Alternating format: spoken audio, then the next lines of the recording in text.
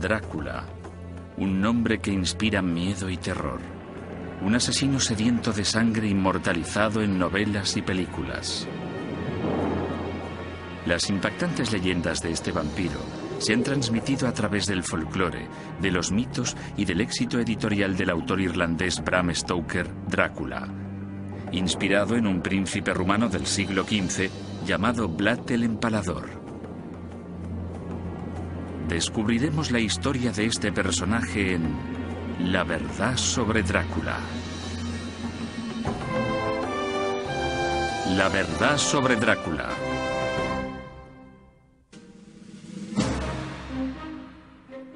Desde que se publicó en 1897, Drácula, de Bram Stoker, se ha convertido en una de las obras de ficción más populares y espeluznantes.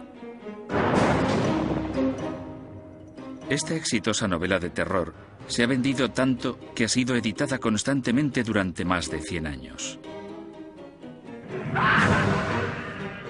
Drácula sigue fascinando a los lectores con su indeleble imagen del mal, el mito del vampiro personificado.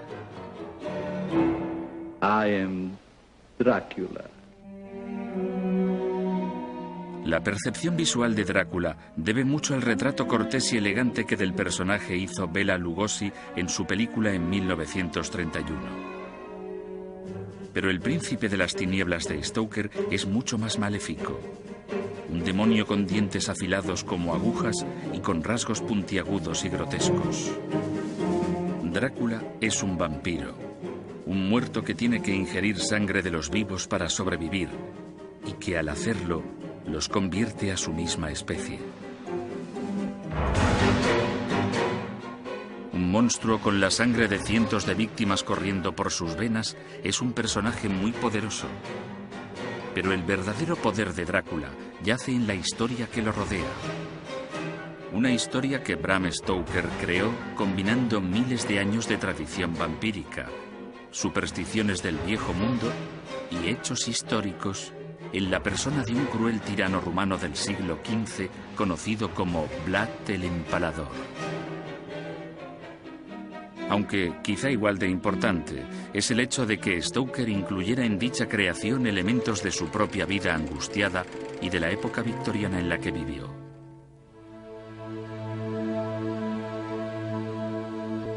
Puede que el destino de Bram Stoker fuera escribir Drácula. La muerte lo acechó desde el día en que nació, el 8 de noviembre de 1847, en un pueblo cercano a Dublín. Era el punto álgido de la gran hambruna de la patata en Irlanda. Durante la década de 1840, de los 8 millones de irlandeses, más de 1,5 millones murió de hambre o de alguna enfermedad. Y los que no murieron vagaban por las calles como muertos vivientes. Stoker nació en esta acomodada casa de clase media de Clontarf, Irlanda. Aunque era consciente del sufrimiento que había en el exterior, pasó un tiempo hasta que lo pudo ver con sus propios ojos. Estuvo literalmente encerrado en casa durante los 7 primeros años de su vida, postrado en la cama con una extraña enfermedad que lo había dejado inmóvil. Su madre le hablaba todos los días de la preocupante situación que había en el mundo exterior y a su vez le contaba historias del mundo sobrenatural y anécdotas horripilantes de su propia juventud. De pequeño, Stoker era un niño muy enfermizo y su madre le contaba historias aterradoras, algunas sobre hadas y otras sobre plagas de cólera, como la del condado de Sligo, en que enterraban viva a la gente, lo cual debió afectar a su febril imaginación.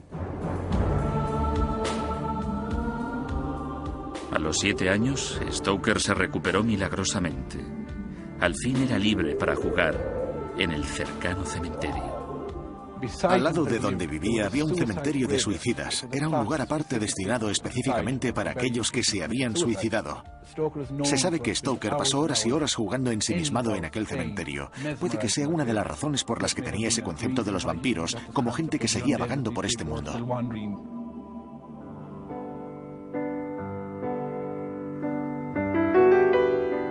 Conforme Stoker fue creciendo, parece que fue dejando atrás sus quehaceres sepulcrales. Fue a la universidad y empezó a trabajar de funcionario.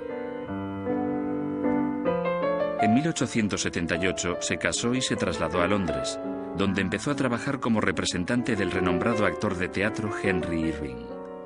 A Stoker le fascinaba el teatro, pero tenía una pasión incluso mayor: escribir. Stoker escribía principalmente aventuras románticas, aunque con un toque bastante fantástico. En 1882 publicó El País del Ocaso, una colección de cuentos de terror para niños. Una de las historias trata sobre una plaga reencarnada en un sombrío gigante y otra sobre un personaje llamado el Rey de la Muerte.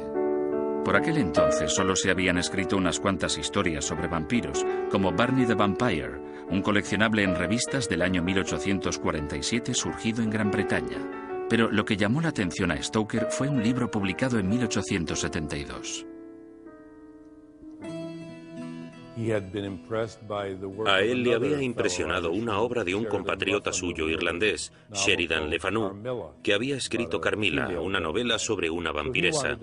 Esta novela lo animó a escribir una historia sobre vampiros, y lo que hizo fue empezar a investigar sobre el folclore que existía sobre vampiros. Ese fue el nacimiento de Drácula. En la primavera de 1890, Stoker inició un exhaustivo proceso de investigación sobre los vampiros que le llevó de las librerías inglesas a las irlandesas y que se alargaría durante 7 años. En el transcurso del proceso, tomó una decisión importante. Su novela iba a estar basada en el folclore, pero también iba a ser contemporánea.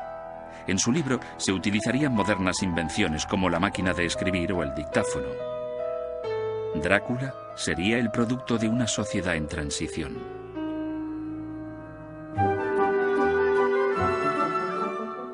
En Occidente, las artes y la literatura estaban empezando a desprenderse de sus raíces clásicas y a convertirse en formas de expresión que apelaban a las sensaciones impulsivas. Esta transformación fue especialmente palpable en la Inglaterra de Stoker. Eran tiempos victorianos, llamados así por la reina que gobernaba Gran Bretaña a finales del siglo XIX. Eran tiempos en los que se esperaba que la gente mantuviera la compostura y la moralidad tanto como la propia reina.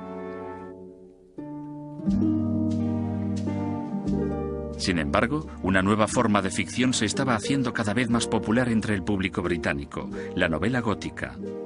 Para las historias de terror de Stoker, ese estilo encajaba a la perfección, ya que tentaba a los lectores con historias de acción cargadas de emociones que ocurrían en unos entornos exóticos y sobrenaturales. La sexualidad solo se podía sugerir de manera indirecta, como un mordisco en el cuello. Como no podía escribir sobre la sexualidad como lo hacemos hoy, más abiertamente, se inventa esa especie de subterfugio, el mordisco en el cuello, que era una metáfora del acto sexual y que resulta más romántico que simplemente escribir el acto sexual en sí.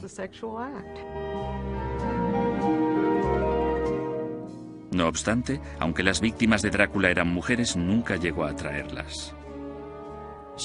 El Drácula de Stoker no era un personaje romántico, era un viejo espantoso que rejuvenecía con la sangre que se bebía, pero nunca llegaba a ser atractivo, y no desperdiciaba ni un momento seduciendo a sus víctimas. O sea, que su manera de reclamo social era irrumpir en los dormitorios atravesando la ventana convertido en lobo.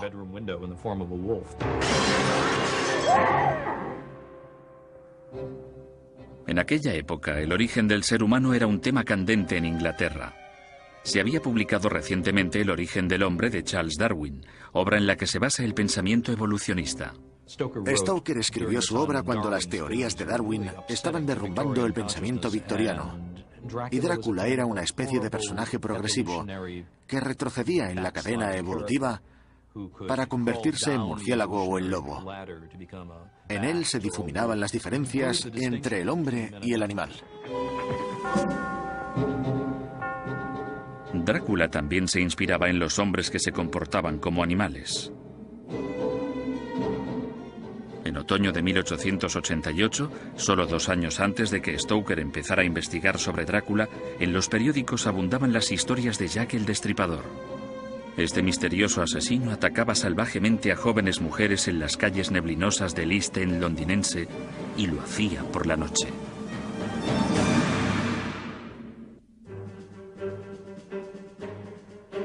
En los 7 años siguientes, Bram Stoker se encontró con muchas otras historias terroríficas. Al escribir Drácula, desenterró cientos de mitos y leyendas sobre vampiros. En su investigación llegó desde los orígenes mitológicos del hombre, con el primer vampiro que atacó a Adán, hasta relatos del siglo XVII sobre una mujer que asesinó a cientos de jóvenes para bañarse en su sangre.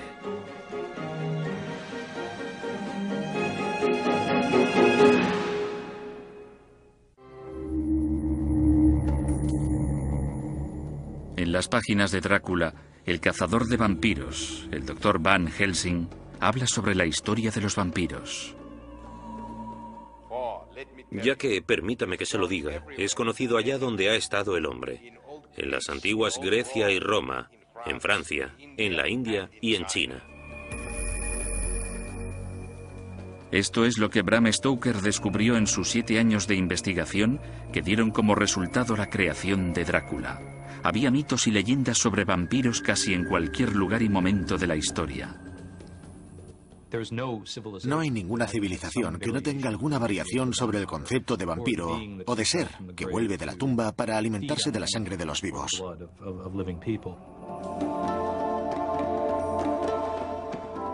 Las historias sobre vampiros alcanzan casi hasta la propia creación.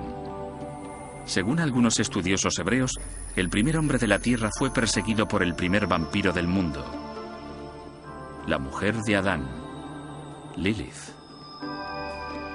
En el Talmud, el libro de las leyes judías, Adán tuvo una mujer antes que Eva, llamada Lilith. Lilith desafió la autoridad de Adán en su matrimonio, ya que se consideraba igual a él. Adán quería estar encima de ella al hacer el amor, y ella dijo que de ninguna manera. Si eran iguales, los dos tenían que estar encima, y por supuesto, aquello fue para él una rebelión y una aversión, por lo que se negó a aceptarlo. Lilith y Adán estuvieron discutiendo, y cuando Lilith vio que no iba a conseguir su propósito, según el folclore judío, se fue. Desapareció en las orillas del Mar Rojo y volvió después en forma de demonio con poderes de vampiro. Atacó a Adán, a su nueva mujer y a sus hijos. En la mitología griega hay una historia similar sobre una mujer vampiro. La Lamia era una reina libia que tenía varios hijos con Zeus, el rey de los dioses griegos.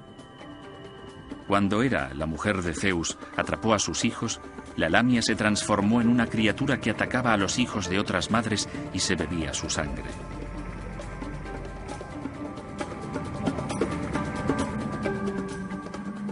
En la India existen referencias a la diosa vampiro Kali desde el siglo VI.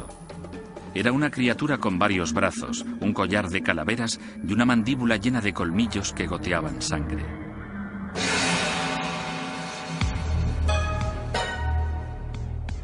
El concepto de vampiro está extendido por casi todas las culturas asiáticas.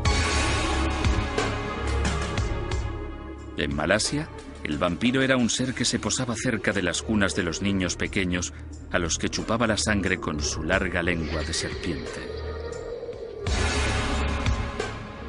En Japón se temía a las kappas, unos monstruos que se escondían en los lagos y en los ríos y que se alimentaban de la sangre de los viajeros que se acercaban a ellos. Y en China existía el vampiro Changxi. Los Changxis eran monstruos poderosos y despiadados. Capaces de convertirse en lobo, les arrancaban la cabeza o los miembros a sus víctimas.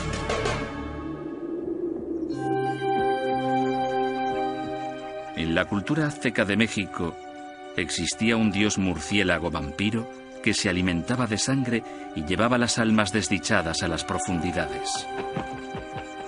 Los aztecas veneraban estos mamíferos voladores. Aunque no llegan al medio kilo de peso, en un año, una colonia de 100 murciélagos puede ingerir una cantidad de sangre equivalente a la cantidad que corre por las venas de 25 vacas. El evolucionista Charles Darwin observó de primera mano la ingestión de sangre de estos animales Él fue quien publicó el primer informe sobre el murciélago vampiro en 1890, el año en que Stoker inició su investigación para escribir Drácula.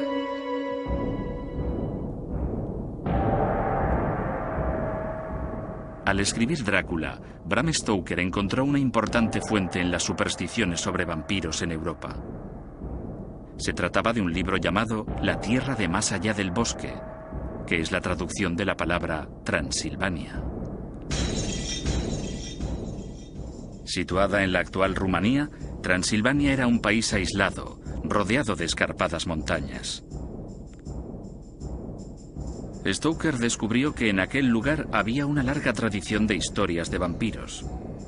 Desde antes de la Edad Media, los gitanos y campesinos de la zona habían contado historias sobre el malvado Nosferatu. Aquellos vampiros sedientos de sangre eran humanos en apariencia y su mordisco convertía a sus víctimas en semejantes suyos.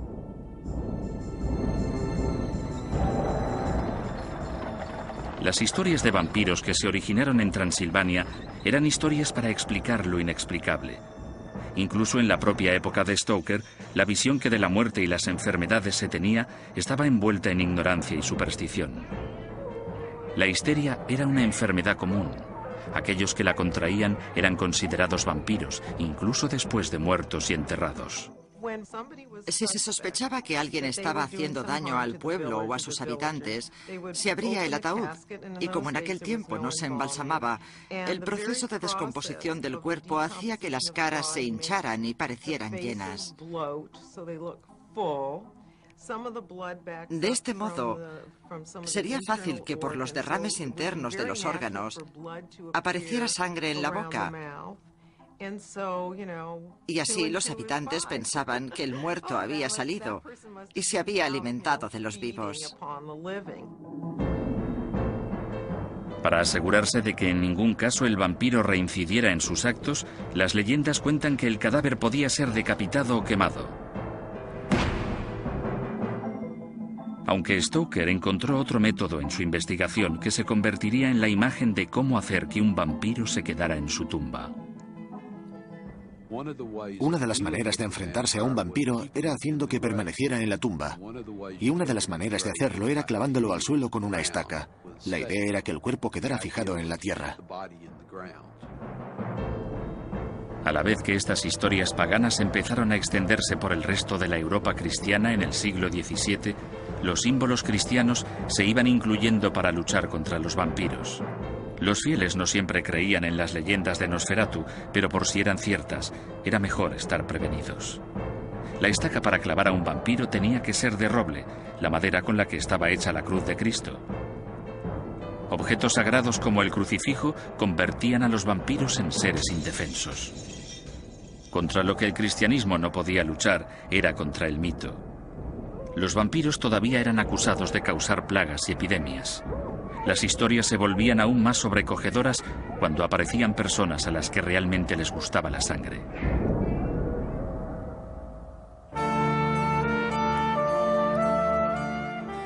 En su estudio de la tradición vampírica, Bram Stoker descubrió que la realidad era más horripilante que las leyendas.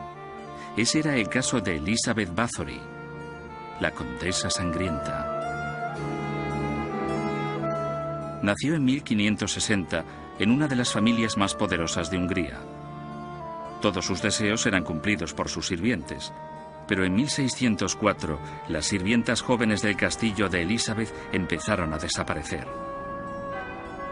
Algunas se encontraban en el campo sin una gota de sangre en el cuerpo. Los campesinos del lugar estaban seguros de que había un vampiro en el pueblo. Pero el culpable no era un vampiro, sino la condesa. Quería la sangre para otros propósitos. En realidad parecía estar obsesionada con la sangre. Creía que si se bañaba en ella, se conservaría joven, ya que la condesa era una persona que temía profundamente el envejecer. Sus ansias de sangre continuaron durante 6 años, en los cuales torturó y asesinó a cientos de jóvenes sirvientas. Al final, a Elizabeth le empezaron a faltar. El crimen se descubrió cuando cometió el error de matar a una joven de la nobleza. incluso algunos miembros de su propia familia, se vieron involucrados en la investigación. En el juicio, celebrado en 1611, se presentó como prueba un diario escrito a mano por la propia Elizabeth, en el que figuraban los nombres de las mujeres que había asesinado. En total, más de 650. Condenada por sus crímenes, Elizabeth Bathory fue emparedada en una habitación de su propio castillo, sin ventanas ni puertas, con un único y pequeño orificio para la comida y el aire. Allí permaneció, sin una gota más de sangre para bañarse, hasta que murió 3 años después.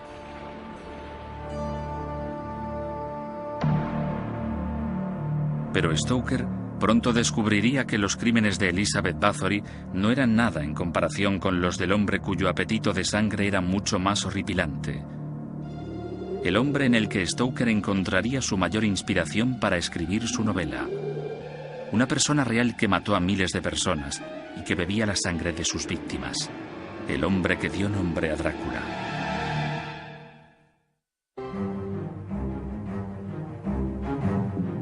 Siguiendo con su investigación para escribir Drácula, Bram Stoker empezó a esbozar algunas de las partes de su novela. Algunos elementos no vieron la luz. Sus propias notas indican que iba a titular la novela Los vampiros. Y su vampiro se iba a llamar Conde Vampire. Otros elementos restarían intactos. Stoker ya empezaba a utilizar extensamente los lugares de Transilvania que tanto había estudiado. Y fue cuando vio la sangre.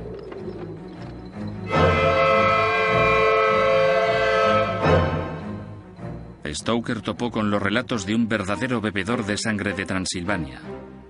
Un déspota del siglo XV que fue responsable del asesinato de miles de inocentes.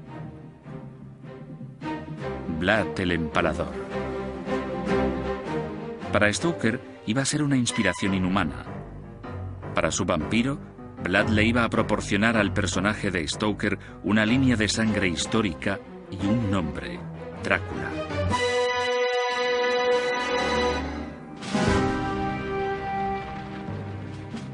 En 1448, al final de la Edad Media, el transilvano príncipe Vlad, de 17 años, empezó su primer reinado de Valaquia. No duró mucho.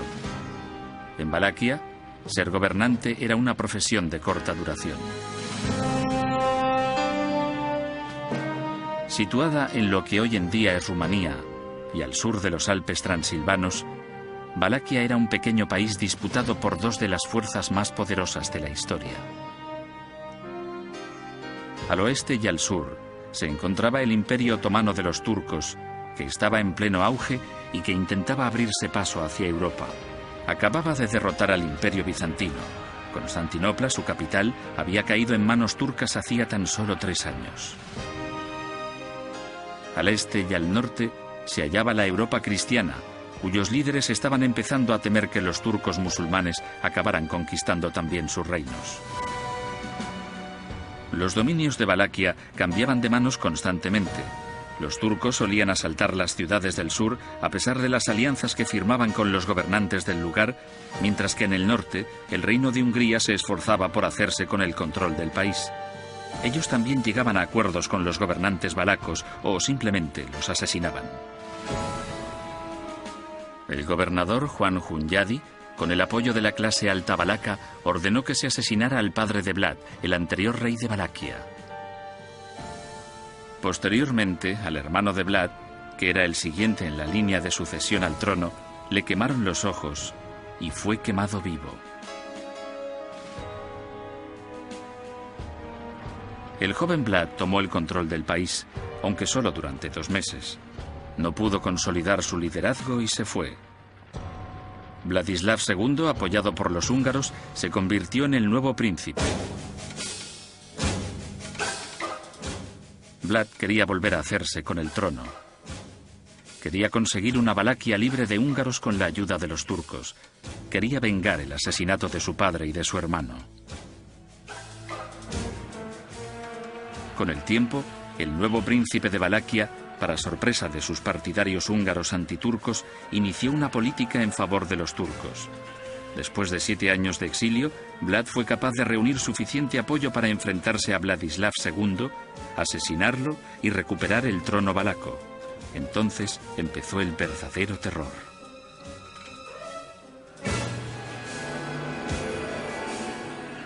En la primavera de 1456, el príncipe Vlad, ya de 25 años de edad, inició su segundo y más extenso de sus reinados. Era la hora de la venganza. Vladislav II estaba muerto y el gobernador húngaro Juan Hunyadi acababa de morir a causa de la peste. Solo quedaba ocuparse de la clase alta valaca. Les había preparado una ocasión especial.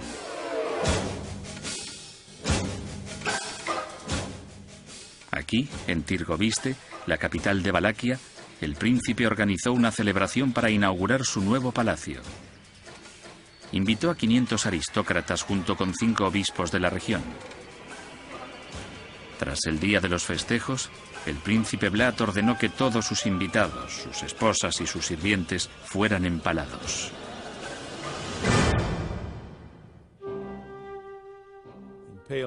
El empalamiento es una práctica perdida.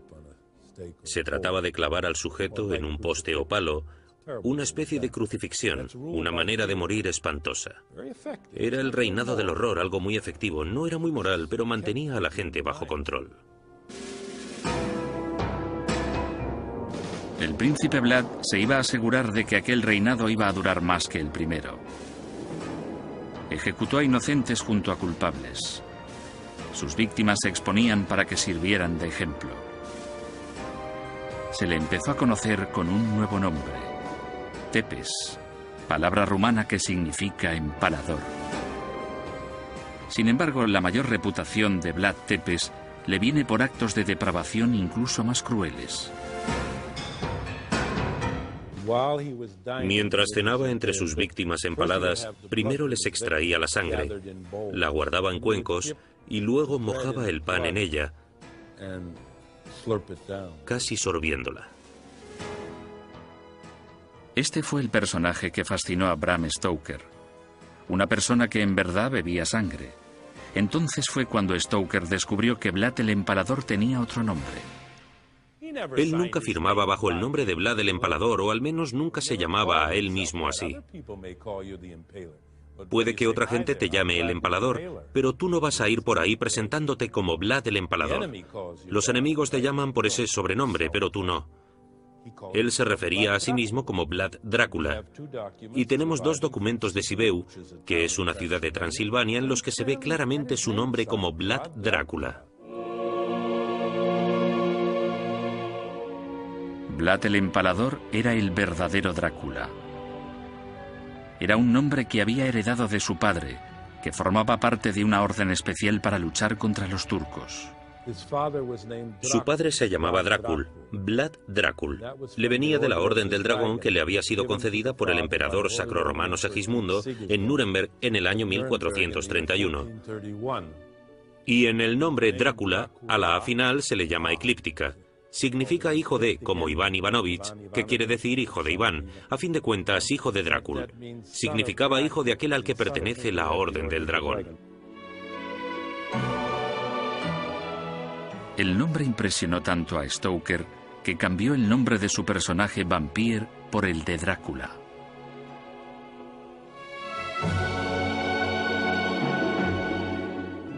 Pero no fue solo esto lo que impresionó a Stoker. Drácula cometió diversas atrocidades más en Valaquia. Pasó unos años en prisión y finalmente murió de manera misteriosa, lo que hacía al personaje mucho más interesante.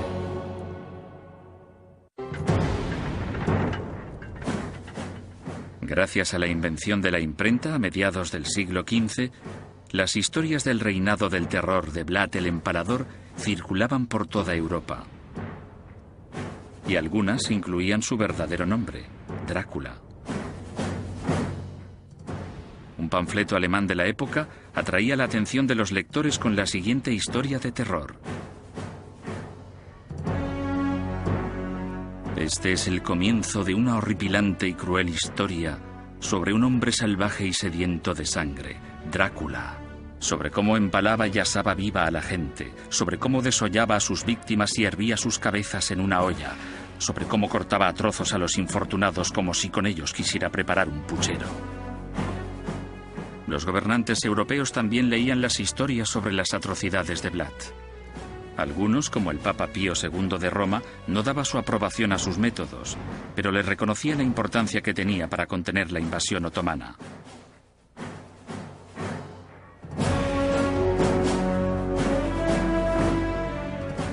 En 1461, el reinado de Drácula incluía Valaquia y varias provincias de Transilvania. El príncipe Vlad seguía empalando a sus enemigos políticos, mientras que su ejército, con tácticas de guerrilla, atacaba exitosamente las fuerzas turcas, que eran mucho mayores en cuanto a número. Antes de que acabara el año, Vlad lanzó su mayor ofensiva contra los turcos. El ejército de Vlad, con solo 30.000 soldados, mató a 20.000 turcos en cuestión de meses. El sultán otomano, Mehmed II, decidió contraatacar. En la primavera de 1462 empezó una invasión a gran escala de Valaquia. El príncipe Vlad se vio sorprendido por un ejército de más de 200.000 soldados liderados por el propio Mehmed II. Al retirarse hacia el norte, el ejército de Vlad no dejó nada a sus enemigos. Quemó cultivos, mató el ganado, envenenó los pozos y quemó las ciudades.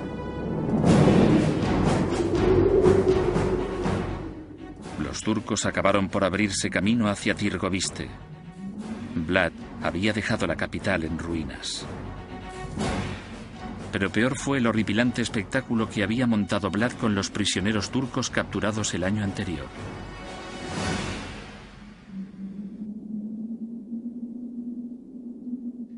Lo que horrorizó a Mehmed el Conquistador fue el campo de empalados que rodeaba la capital de Tirgoviste, en el que había cadáveres que habían estado todo el verano pudriéndose y que se encontraban comidos por los buitres. Entonces el sultán turco dijo, tal y como se documenta en fuentes turcas, ¿qué puede hacer uno contra un hombre que hace tales actos? Estupefacto, Mehmed II dejó Valaquia con la mayor parte de su ejército, aunque en aquel momento los días del emperador Vlad estaban finalizando. Vlad marchó con lo que quedaba de su ejército al castillo de Drácula, su fortaleza a los pies de los Alpes transilvanos. Allí se enfrentó por última vez contra un pequeño ejército turco. Antes de que el castillo fuera tomado, escapó a través de un pasadizo secreto y escapó hacia el interior de Transilvania. El segundo reinado de Vlad el Empalador sobre Valaquia se había acabado. En sus 6 años de reinado, torturó y asesinó a más de 40.000 hombres, mujeres y niños inocentes en un país con una población de tan solo 500.000 de habitantes. Llegó a matar a un número incluso mayor de turcos. Vlad fue capturado y encarcelado finalmente por el nuevo rey de Hungría, Matías Corvinus, hijo de Juan Hunyadi. Vlad fue encerrado en esta torre fortaleza del recinto del palacio del rey. Pero incluso en prisión, Vlad el Empalador hizo honor a su nombre. Mientras estuvo en prisión, no pudo evitar sus malos hábitos del empalamiento. No lo podía hacer con humanos, pero cazaba ratones. Los torturaba y los empalaba. Y también conseguía que sus carceleros le proporcionaran pájaros del mercado para torturarlos y empalarlos de igual manera. Durante los 12 años que Vlad estuvo en prisión, Valaquia volvió a caer en manos proturcas. El rey Matías estaba presionado por muchos de los gobernantes europeos para que dejara en libertad a Vlad. El rey hizo un trato con Drácula. A cambio de su libertad, Vlad juró lealtad a Matías y se convirtió al catolicismo, renunciando a su fe ortodoxa. Vlad Drácula fue liberado en 1475. Con la ayuda de Matías, Vlad volvió a luchar por tercera vez por el trono valaco y subió al poder 3 años más tarde. Este reinado duró lo mismo que el primero. Y finalmente, la muerte alcanzó al verdadero Drácula.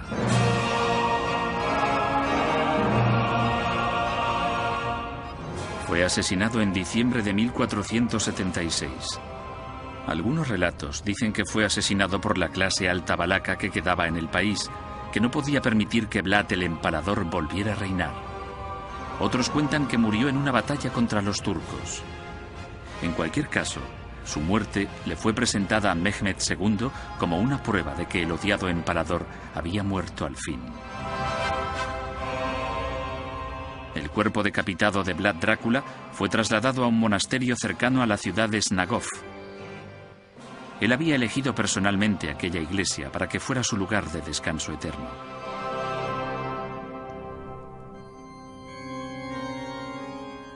Durante su segundo reinado, el príncipe Vlad construyó 5 monasterios en Valaquia, a semejanza del monasterio de Snagov. Aunque solía asesinar a los dirigentes religiosos en los que no confiaba, le seguía preocupando la salvación de su alma.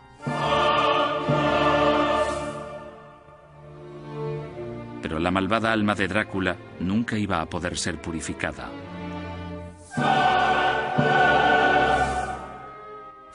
La tradición cuenta que fue enterrado en una cripta justo enfrente del altar, de manera que cuando un sacerdote la pisara cada vez que diera misa, lo absolvería de algunos de sus numerosos pecados. La saga de los verdaderos Drácula no acabó aquí. En 1931, una expedición liderada por el gobierno rumano excavó la tumba de Drácula. Pero cuando se abrió la tumba y se levantó la cripta,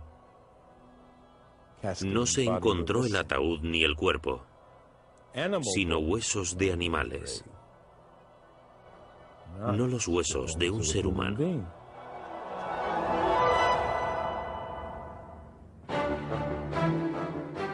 El verdadero Drácula sí que sobrevivió a la tumba.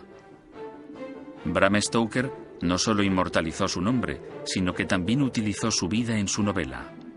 En el libro, Drácula habla orgulloso de sus antepasados transilvanos. La descripción se ciñe fielmente a la del verdadero Drácula que luchó contra los turcos. El Drácula de Stoker se había formado a través de toda una línea de sangre de la historia que había descubierto. En parte mito, proveniente de la tradición sobre vampiros del siglo XIX, y en parte realidad, en forma de Vlad el Empalador. El Drácula de Stoker era el vampiro absoluto. Sin embargo, veremos que gracias a los giros que da la historia, Drácula ha sobrevivido en Rumanía no como un tirano, sino como un héroe nacional admirado por todos.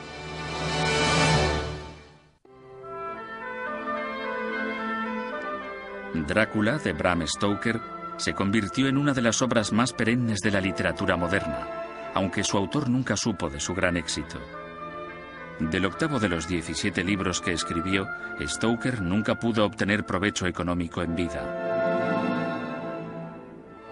Justo después de su publicación, Stoker hizo una adaptación teatral de su Drácula.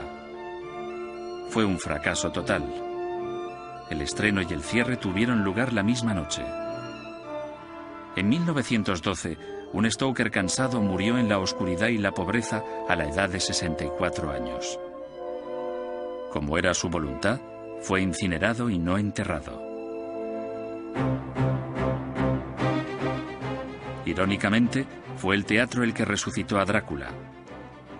En 1927 se estrenó en Broadway una nueva adaptación de la obra. En ella, Drácula perdía su grotesca apariencia física y se ponía un smoking. Aquella vez fue un gran éxito. La estrella era Bela Lugosi.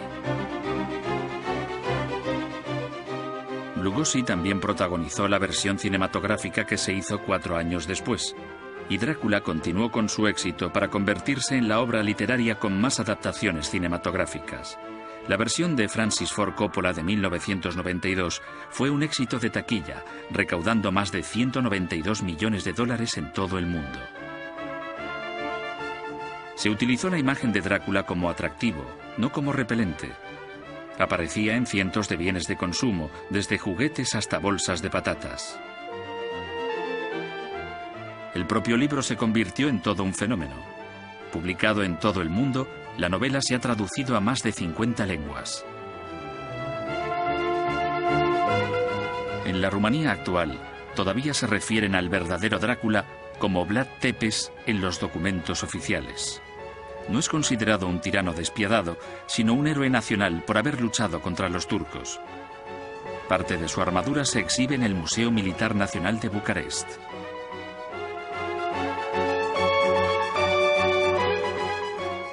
En el paso del Borgo, en Transilvania, donde empieza y acaba la novela de Bram Stoker, se encuentra hoy en día el Hotel Castillo de Drácula. En su interior se puede comprar una botella del casero vodka Drácula.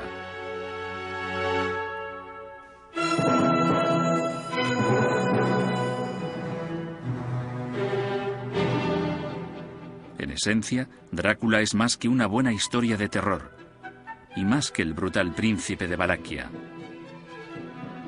Bram Stoker escribió sobre los instintos y los deseos humanos más elementales compartidos por todos. Drácula hace todo lo que hoy en día se nos dice que no podemos hacer. Drácula se puede exponer libremente a la sangre. Puede ser tan promiscuo sexualmente como lo desee. Drácula tiene salud, poder, juventud eterna, capacidad hipnótica instantánea sobre el sexo opuesto y sobre el suyo propio. Un castillo en Europa, armarios grandes, es el sueño americano de cualquiera.